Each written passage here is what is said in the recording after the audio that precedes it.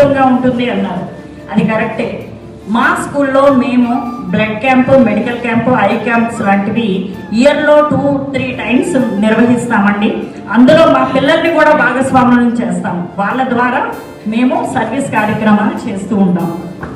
అందులో భాగంగానే ఈ శంకర్ ఫౌండేషన్ తాలూకా కంటి అదే నేత్ర శిబిరం మేము నిర్వహించినప్పుడు ఫస్ట్ టైం నాకు ఏంటి అందరూ వెళ్ళిపోతుంటారు కదా, పెడితే ఎవరైనా వస్తారా రారా అనుకున్న టైంలో ఫస్ట్ క్యాంప్లో 650 క్రాస్ చేసామండి ఒక్క డేలో ఓపీ.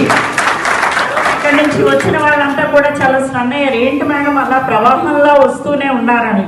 అది మా ఫస్ట్ అన్నమాట.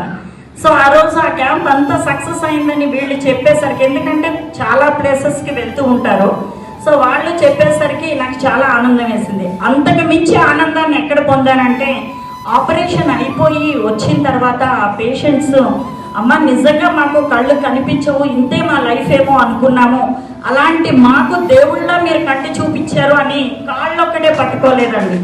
నిజంగా భగవంతుడి తర్వాత భగవంతుడు, ఎందుకంటే సర్వేంద్రియానం నయనం ప్రధానం అంటారు.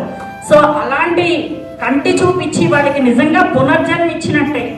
వాళ్ళ కళ్ళల్లో ఆనందం చూసిన తర్వాత ఇంకెలాగైనా సరే ఇంకా ఎక్కువ చేయాలి అని చాలా అనుకున్నాం మేము.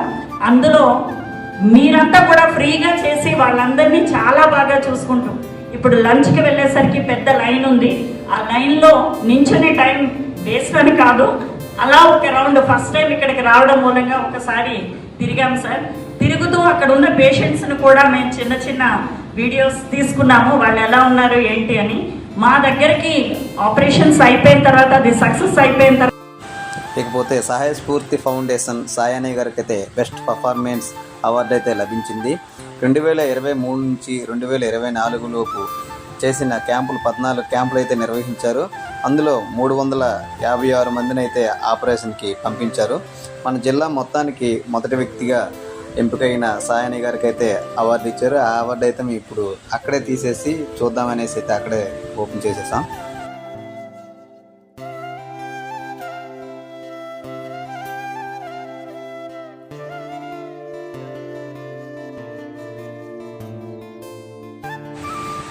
ఇక మన అమ్మ సేవ ఫౌండేషన్కి అయితే సహాయక అవార్డు ప్రదానం చేశారు.